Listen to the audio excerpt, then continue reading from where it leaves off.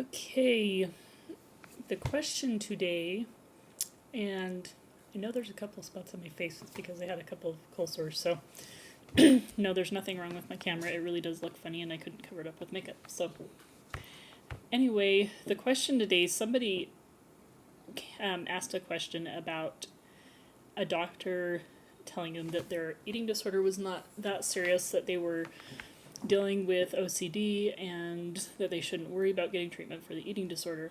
Um, this actually made me extremely angry because any eating disorder is serious, and uh, I think really those of us that have eating disorders, most of us question at some time or another whether we really have a eating disorder, whether it's really serious, especially if your diagnosis is EDNOS, which I would guess to say that over 70% of eating disorders are diagnosed as EDNOS. In fact, some studies I've looked at has stated as high as 90%, and a lot of those are anorexia or bulimia subtype. But because the diagnostic criteria are so strict, most people will fall in the category of EDNOS. The way that I like to look at eating disorders is I think really the diagnoses are arbitrary. I think the eating disorders are really a spectrum. So, like on this end of the spectrum over here, you might have severe restricting, and then on this end of the spectrum, you have binge eating, and then purging can fall anywhere in between. And people tend to go back and forth. It's very. I don't think it's too common for people to stay on completely on one spectrum or the other. A lot of people with anorexia will eventually develop bulimia or binge eating disorder, and vice versa. People that have bulimia can get thin enough to be diagnosed as purging type anorexic. So really, the diagnoses, the labels that we have are, I think, kind of silly. And so I don't know, who this doctor is, but this person, he or she, needs to have more education about eating disorders, because any eating disorder is serious. Whether it's affecting your health now, whether you're purging once a week, whether you're purging twice a month. Once you have that addiction and that mentality, it's very difficult to get rid of. And the sooner you get treatment, the less damage you're going to do to your body.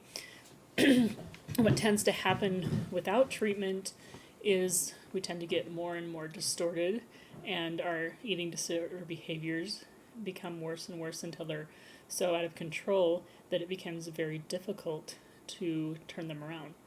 So it's a huge issue, and it doesn't matter if you've had an eating disorder for 6 months or 20 years.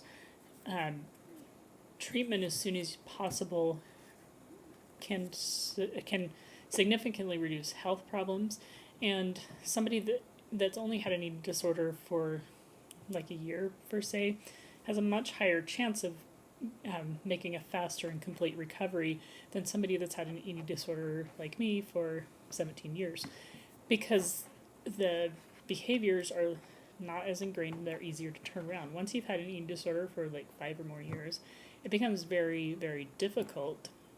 And I'm not saying it's impossible, but recovery becomes a lot more difficult because you're so used to living in that mindset that turning those distortions around takes a long time, and it's hard to not want to hold on to them because that's what you're used to, and it's scary to get rid of them. So yes, I would say continue to attend the support group, get therapy, seek an opinion of another doctor. In fact, I would highly recommend that you find somebody that specializes in eating disorders, because there's a lot of good doctors out there that don't specialize in eating disorders, and they can actually make the eating disorder worse if they don't know how to approach it, because eating disorders are so complex.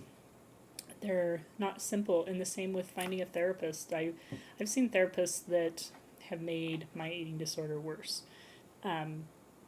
based on their comments that were, I'm sensitive to body image.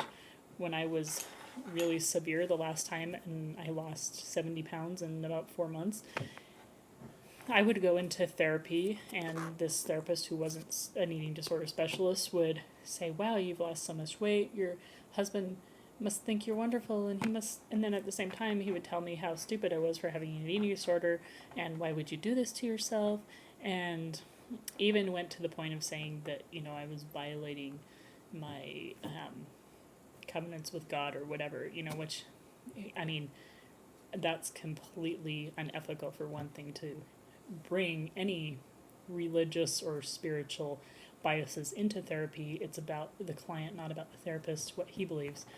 But basically, that's what happened to me with the therapist before. And basically, by the time that I received the right kind of treatment, because he really should have referred me out a lot sooner, my health was so compromised because he didn't. And by the time that I did seek treatment, I felt like I had been so unvalidated that I was questioning myself. Well, maybe my eating disorder is not severe enough. I wasn't underweight because I started out significantly overweight. So, if I were to go into a doctor, there would be no obvious reason that would look like I had a severe eating disorder because I was a healthy weight. My EKG wasn't bad. I was a runner. And so, if I were to go into a doctor and they were just to look at that, they could easily say, well, gee, your eating disorder is not that severe because you're still menstruating and you're not skin and bones. And we all know that has nothing to do with it. Weight has nothing to do with eating disorders. I wish that we could get that through people's heads, that it's still a bias that if you're not 90 pounds, if you don't look like Karen Carpenter, if you don't look like Nicole Richie, then obviously you don't have a good enough eating disorder, which feeds the mentality because we're stuck in this culture. Eating disorder is its own culture, and every culture has a way of achieving status. And I think one of the ways that we do it to ourselves is we measure ourselves against our success, and our status is almost against ourselves by numbers, by the scale, by how few calories we can eat, by how well we adhere to our food rules. And really, I mean, everybody's body responds differently to that. Some people will do that and will not lose weight because their metabolism shuts down so much that they will hold on to fat even if they're severely restricting. People with bulimia, they're still absorbing a lot of calories even if you're purging right after you eat. So people with bulimia are probably going to be at a normal or maybe even above normal weight.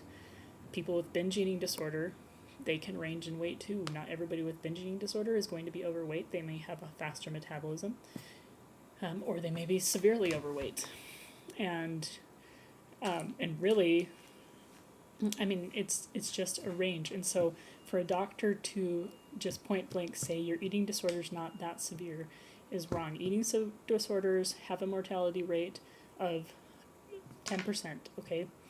It can be as high as 25% with anorexia with people that are not treated. And bulimia, every time you purge, every time you make yourself vomit, you're risking your heart stopping. There's a lot of risk with eating disorders. With obesity, with binge eating, there's a huge risk with diabetes, with other complications that come from obesity. Obesity is the second largest killer in America next to smoking. And I'm not saying everybody that's obese has an eating disorder, but if that is a part of your eating disorder, then you need treatment. And it's the mentality, it's your relationship with food and the torment you go through. People with eating disorders tend to have obsessive compulsive behaviors. That doesn't mean they have obsessive compulsive personality, or they have obsessive compulsive personality in a lot of cases and a lot of anxiety, but that doesn't mean they have OCD specifically. But it can be construed as that by physicians that really don't know a lot about it. So please get a second opinion and find somebody that's knowledgeable in eating disorders. A place that you might start is if there's a therapist that specializes in eating disorders, they probably know physicians or people that specialize in that. And I would start there. If there's a treatment center, they may also have information. And there's, you can look on the internet, find your resources, but please seek a second opinion. Even if they're good doctors, if they don't You wouldn't go to a family practice doctor for brain surgery.